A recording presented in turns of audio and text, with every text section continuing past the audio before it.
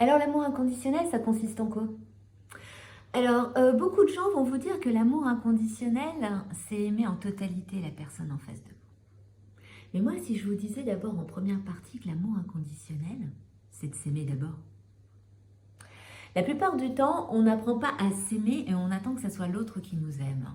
Mais si déjà on apprenait à s'apporter de l'amour. On recherche toujours de l'amour de l'autre, mais jamais l'amour de soi. L'amour inconditionnel, qui est un terme que je n'aime pas beaucoup, parce que inconditionnel veut dire qu'il n'y a aucune condition. Au point de vue personnel, l'amour inconditionnel est intéressant puisque oui, on n'a aucune condition, on s'accepte en totalité. On aime autant nos qualités que nos défauts. Ce qui est toujours le plus difficile, n'est-ce pas? Le petit défaut qui passe, c'est celui qu'on n'aime pas.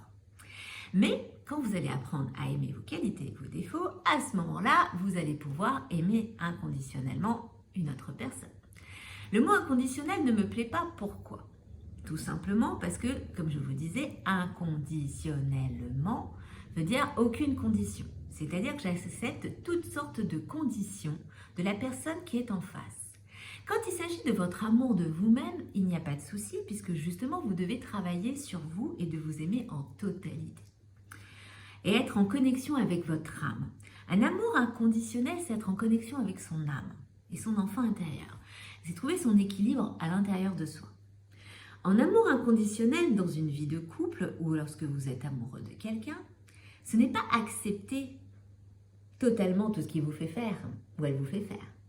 Parce que certains vont dire, mais moi je l'aime inconditionnellement parce que justement, j'accepte tous ses défauts, même quand il me trompe, même quand il fait des bêtises, même quand il fait plein de choses que je ne suis pas d'accord. C'est pas ça l'amour inconditionnel. L'amour inconditionnel dans un couple, c'est avoir du respect l'un envers l'autre. Si la personne en face de vous a du respect et que vous avez du respect envers elle, à ce moment-là, on peut parler d'un amour inconditionnel. C'est pour ça que je n'aime pas ce mot inconditionnel, parce qu'il n'y a pas de conditions. On ne peut pas accepter toutes les conditions dans une vie de couple et dans une vie amoureuse. Il faut accepter le respect. Et c'est ça qui est beaucoup plus difficile. Donc ce terme inconditionnel ne correspond pas à un amour réciproque. Parce qu'un amour, si on parlait à ce moment-là d'un amour réciproque, ce qui est beaucoup plus joli que inconditionnel, cet amour réciproque, c'est un respect de l'âme d'une âme à une autre âme.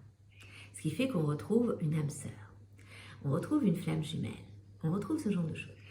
Il faut savoir que aimer inconditionnellement, ce terme que je n'arrive toujours pas à y faire, c'est plutôt un amour réciproque.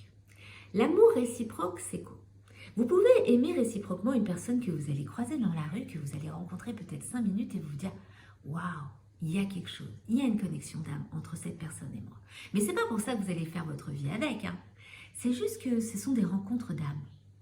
Vous faites des rencontres d'âme à ce moment-là. Vous pouvez avoir cet amour réciproque avec vos enfants, mais on appelle ça de l'amour filial. Ce n'est pas encore la même chose. L'amour filial, c'est voilà.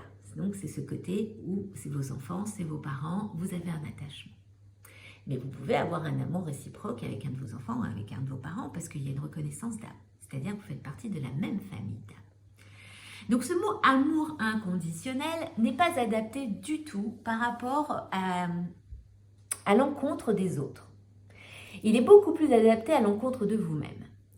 C'est-à-dire que vraiment, l'amour inconditionnel, lorsque moi je vous fais des tirages de cartes, que je vous parle d'amour inconditionnel, c'est d'apprendre à vous aimer en premier. D'être inconditionnellement amoureux de vous. C'est-à-dire d'être en connexion totale avec votre âme et votre enfant intérieur, mais aussi votre partie obscure. Parce qu'on oublie souvent cette petite partie obscure. Mais vous savez, il faut du yin et du yang pour tout faire. Donc dans cet amour inconditionnel à vous-même, c'est déjà de vous trouver en équilibre et d'accepter vos faiblesses, vos émotions, autant qu'elles soient négatives que positives. Bien sûr, il faudra faire la part des choses. Il ne faut pas non plus partir du côté trop obscur et ni trop du côté de la lumière. Donc en fin de compte, c'est trouver son équilibre. Mais cet amour inconditionnel que vous vous portez est beaucoup plus important que cet amour réciproque que vous cherchez continuellement. On passe sa vie à chercher un amour réciproque. On passe sa vie à vouloir dire « Ouais, mais moi, je ne peux pas vivre si je ne suis pas aimée. » Ouais, mais le problème, c'est que d'abord, apprends-toi à t'aimer. Quand tu vas t'apprendre à t'aimer, tu vas attirer ta famille d'âme. Ça peut être, comme je dis, une personne que tu vas croiser dans la rue et tu vas faire waouh. Ça peut même être une personne que tu détestes, mais sur lequel tu as un petit moment où tu dis ouais, en fin de compte, il y a quelque chose que j'apprécie chez cette personne. C'est ce petit moment-là qui va faire ah, il y a quand même un amour réciproque. L'amour réciproque, le mot amour n'est pas automatiquement un amour amoureux, être amoureux de votre partenaire ou d'avoir un crush. C'est d'avoir ce moment où vous avez une étincelle avec quelqu'un. Après, être amoureux, c'est un autre principe. Donc cet amour inconditionnel qu'on essaye de vous vendre en vous disant que être un amour inconditionnel, c'est automatiquement accepter l'autre en totalité. Respecter l'autre, il faut d'abord s'accepter soi-même avant d'accepter l'autre. Et c'est toujours ça le plus difficile. Moi, ce que je constate quand vous venez me voir, c'est justement que vous avez du mal à vous aimer. Et vous attendez toujours de l'autre cet amour. Mais apportez-vous cet amour en premier. Nourrissez votre âme, nourrissez votre enfant intérieur. Et ça sera de l'amour inconditionnel. À partir de là, ça sera de l'amour inconditionnel. L'amour de l'autre, c'est une reconnaissance d'âme. Beaucoup de gens s'accrochent à des personnes qui ne leur correspondent pas. Parce que justement, ils pensent que c'est ça l'amour inconditionnel. Moi, j'appelle ça de la dépendance affective. C'est ma vision de chaman. Après, à vous de voir. Mais c'est vrai que quand je vous tire les cartes et que j'ai la carte amour inconditionnel, maintenant vous saurez que ça parle de vous devez vous aimer en priorité. Parce que lorsqu'on s'aime et qu'on se respecte, on sait mettre ses limites. On sait dire non, on sait dire oui aux personnes qui nous correspondent. On ne se laisse plus marcher sur les pieds. Et on n'est pas en dépendance. Cette dépendance affective ou ce syndrome du sauveur-sauvé fait que vous avez du mal justement à vous trouver. Mais ça sera le sujet d'une autre vidéo. Donc, l'amour inconditionnel, ce n'est que pour vous.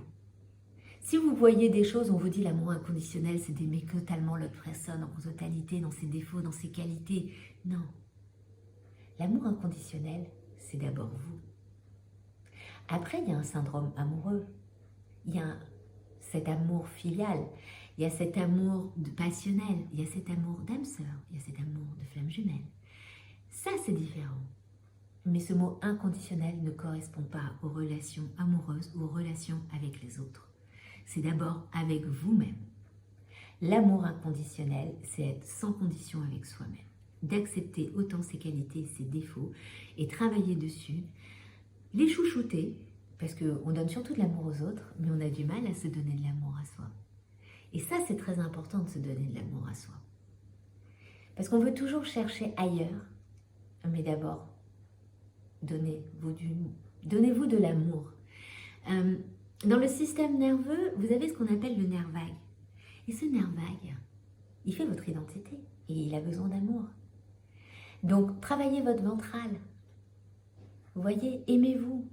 Arrêtez d'être furtif, arrêtez d'être agressif. Et c'est ça le truc. L'amour inconditionnel, c'est ok, j'accepte. J'ai une émotion qui arrive, elle est négative, je la prends, je la digère.